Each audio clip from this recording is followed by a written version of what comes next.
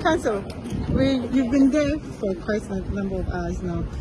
What happened and what's the update so far? The update is that we will go to court tomorrow. We're going to get ready to go to court. We say thank you to all of you who have been here with us. And let us also congratulate the police system for being so professional in the discharge of their responsibility. We also take this opportunity to congratulate the Attorney General who has facilitated all this. We will see you in court tomorrow. Has there been fair cooperation so far? And what are the charges? Well, the charges are in mining areas, mining without license and all that. But we will discuss that tomorrow in court. But let me commend all of you. And Chairman has been, as you have seen, been very composed and expecting that tomorrow we go to court and all of us will help the court in taking a decision that is judicious. Chairman, I imagine you are maintaining your innocence. We are not supposed to prove innocence. Our job is to allow prosecution to finish and then we will come in with our response. Could be submission of no case, could be a defense to the allegation.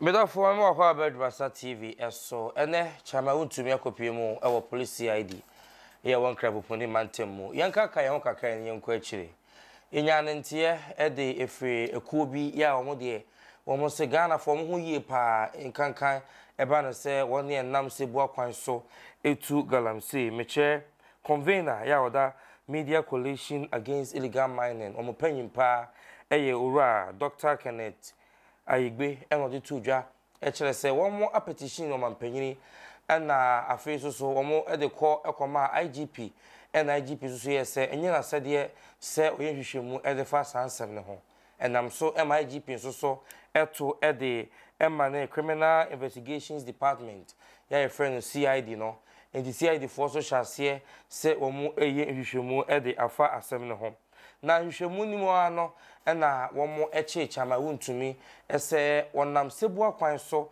etu galamsey ana afumagudie ya nkrata anase emra enna ho na eno asembeto odwa no na akoye se evidence anasa dansi ankasa ensheda eni ho eno na coalition yi esoreye na Dr. Kenneth se eye ne ya pa se ade ye nyina ye nim se ekoso na enye nenso so ye de nkrata asem ne amanyosem bi eye abata ho abusuan ansa na no yenkotie asema Dr.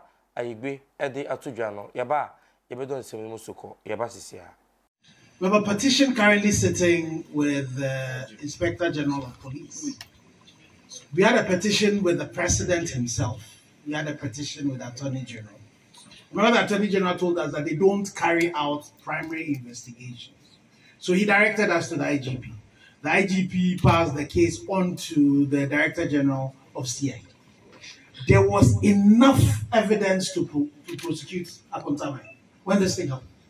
Not only had he gone into the Tano Nimri Forest Reserve without a permit, he was also flouting the buffer policy. He was mining virtually in the tunnel. And there was ample evidence. There was a clash between his company and the people of Samatex.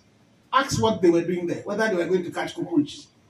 It was because he wanted to go in there and the people were fighting back. So for some of us, I think this is an important thing that has been done. And we all need to ensure that we deal with things like this. Because again, as has been said, you need to deal with the root cause. Otherwise, you will not be able to resolve this challenge. So I am pretty sure, unfortunately for us, we have the CEO for the Minerals Commission, because at that time, the CEO for the Minerals Commission confirmed it when the Minister for Lands and Natural Resources said that Akontama mining was involved in an illegality at the time. And I know for a fact that the Forestry Commission had also done some investigations, had spoken to the investigators who had done some work. But unfortunately, sitting on the platform in Koforidua, His Excellency, the former president, when I asked him about what he was doing about Akonta mining, he looked all Ghanaians in the face and answered the question that Akonta mining was not involved in Galamsey as we speak. Who had asked him a question about mining as we speak? The question was about the illegality that his minister had complained about, his regulator had spoken about, the police had been there. And so I'm happy that this is happening. I'm happy that for once, you've gone a step beyond what the former Minister for Lands is doing, and we would entreat the Attorney General and everybody else to ensure that we deal with things like this. If we don't, unfortunately, the windows are closing up on us. And when you see the level of devastation that has been done, ask Dr. Brown. They'll tell you that for every hectare, it would cost us over $40,000 to. Yeah, that's it. And we any press conference, yeah, Dr. Kenneth Aigbe Eddie Etudwa. Now, or the Tudwa we no, and what you say, woman cats are more trocoma departments. I hold one na and canka, a costume and penina swinging. No, Sabre no, a kufado, and penyaku fado, and a net so. Now, my penyaku fado babon TV church in Simuch say, Wontumi Galamsa Wotuno, on Nam Kwamboni Biaso, and I ate to Galamse no, and on much says, I some nearby no. Eye womu ya papa someone penny be to me akasa asem no esan say womu akasa e evidence kire say womu essay insu empo say wage licenses and say e kwan ye ofa so to galam say no wotu a insu a wo say no ene ajapade a wo say no eya na eno nti womu a ehase ya womu ye so mewuremu na womu ye hwehwemu bi e dia fa ho dia ba bonten amampanyufo etume hu say de womu ka no eyampa isa se court de the evidence ena edi adanse na nche bia ena owura Erasmus Asare donko enso edi documentary bi eba abonten ya ono de onenam Wontumi ne site ne ntwia so ne ntwo no so nyina edi documentary no eba abonten ema ye nyina yensa etumi ekan bia busua o hwe se de na nsuo na siaye na pra river no asi agesi ne bonkum so na arehopa aso se na eye enoa anase na enye enoa no ene ebedo abontin no obi aka ne de basahare so na CID department ne dimrika ene wo se chama Wontumi brei na de ese hunu ni na yehu de beye ende afa ho yenko hwe sa video no ne yenka kan ye ho na yento aso. Nature one has been changed. Now the river boundaries are widened. A bird's eye view of the river revealed possible culprits in the pollution of this national resource.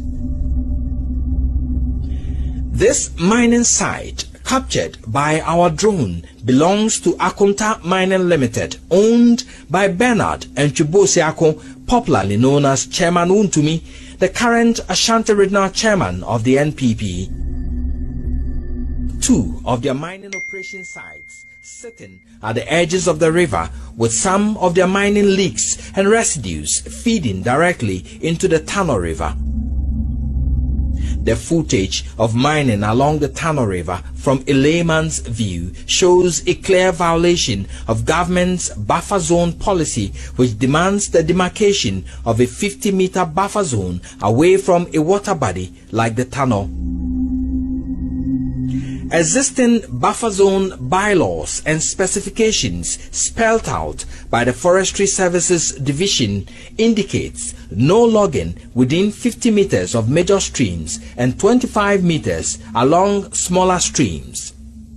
That of the Ministry of Lands and Natural Resources states that a minimum of 100 meters off watermark should be declared as protected areas. But none of the mining sites discovered by our team along the Tano River respect these laws. Some indigents of Samreboy told Love News many of these sites belong to Chairman Wontumi's Akonta Mining Limited. abusa phone video no na okwohwe ye no na ebo nipa pusa Ghana fo ni mpanimfo nyina ebo ye pusa ya na ekira adwen ye pa esan se mampanyin Kufuor do so se enye no kore sa nti ba sa no na hwan na eka no kore na hwan na enka no kore fofia nto ata na odware abamo na NPP koye ne send this so aba ndisi bae no na mpanimfo kire se ewo so mohwe na asem no omudom su kohwe no kore wom nyina na omutumi ba bonten ebeka nti Attorney General and Minister for Justice Yira Dominic ayini ono na isini na aso a fiti so hyase eje etuo yimu ese Minister for Justice no ono de asem no de akire ye pa ene wodo nsem mu so kon kakra sa na oyese untumi nyina nkra ne mu tutu nkra ne nti ometo ombo ase na omo ayehwehwemu ede afa ho nti enadwo yi ena omo yese ombefre asem no na yahwe hwehwemu a omo ya akwakoduru na kasemu ena wo kire se enkratasem bia wo senka wo mo nsaka efri akonta mining no enam sa banta dani ni hono no wafri so nti no ne gi no na ye den pa won peso ba bibi nkratanim anobema kwan ama wo mo nsaka sa nkrata no nti ama wo mo hwehwemu no adile eno na ma na cha ne afei ena wo mo afre asem no nti na no fia de ya ena October busumi de to so miensa ena oni central focus aye ena wo chese se na tie bia kia ne ke enne e wo se chama Wontumi etum be pie mu e wo CID headquarters ye won krapopo ni mantem ni mu na wo mo etum to na no na de wo ho bia no omutumi ene no eka ne no ena chama Wontumi lawyer edibetu dwa Yira Andy Apiakobi o chirimu ena wo chese Ghana yinyina ye Ghana ase enti se Yira Dominic ayini betena ho no beka se wo so mo ba wa ma ye beche no omba no mefisi emra no na ebona ebetwa wiama no ebe ni sei ene wo kire se yemfa enhanhane enko applicants ma efie isan se Ghana aban anase Ghana constitution amamra no yenyina ye hyase na esan ka bima binka bene de yenyina ye wo ho kwan ese bibi kira adwen na court efra yekọ na ikoyi ho ano na begina be Fontaine time so ne central for kasa eyese wo hunhuna se chenchena enipa ne mra na entwaye isan se chama Wontumi chekọ mo cheche ne mebi atwam no onu ankasa lawyer no na friend se wonko na wo mo che no na de wo bia wo mo ne no enka enti kwa mo ko anaba wo mo ba enne no enye obi ne hunhuna wo mo ankasa firi won mu pem ena nei omba be pie mu e wo CID headquarters na wo mo aba na iyanu bi ewo na se fata no omode ama empanimfo enti nyentre ha bi no obi bo ama omode abusua me no ka se chama Wontumi ya oya santimantem MPP chairman obepie mu ewo headquarters ho no mo a ene ye twen se o mewuram na wo mu pia eni se court dem ho de yemfa ensem no ana ye cameras enra ho no mu pia kaneke emmo be no miensa de na kremoda kana abedu na de won bia so etumi e de abremu nti yenkonko hwe grounds said this chama Wontumi grounds esi ko e de man wa mo a ana osipi esita e wo honom ane ne lawyer abepie mu honom yenkohwe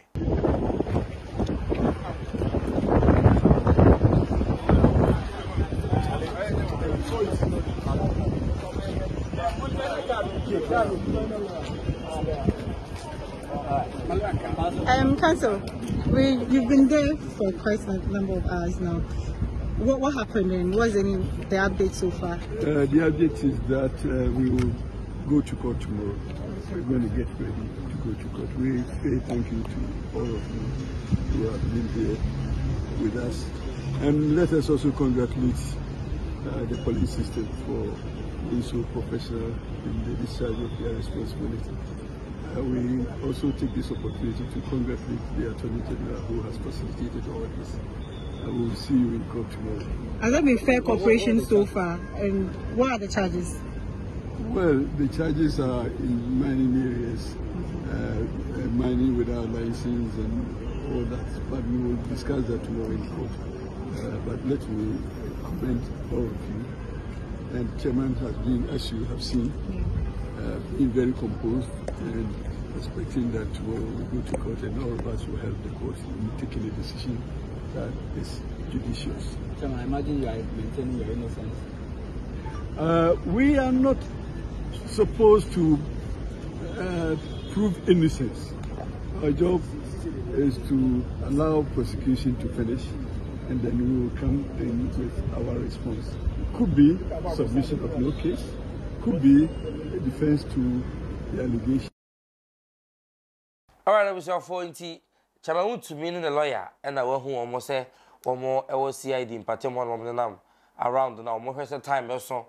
Now, or more about them. In your noms and trophy for some about them, Pimo party a chita for almost so a drew honum, and Jennifer Mo, and a Abronia Mo, Omina, Acopium, or Honomoa, or Moko, na Omako Tinachi. The best CBR, ever sign a day Abraham, which is every day, you are training more. Ye train the court ebeka. Yedamase nemobre. Aha, ADUMASA TV. Yakramo.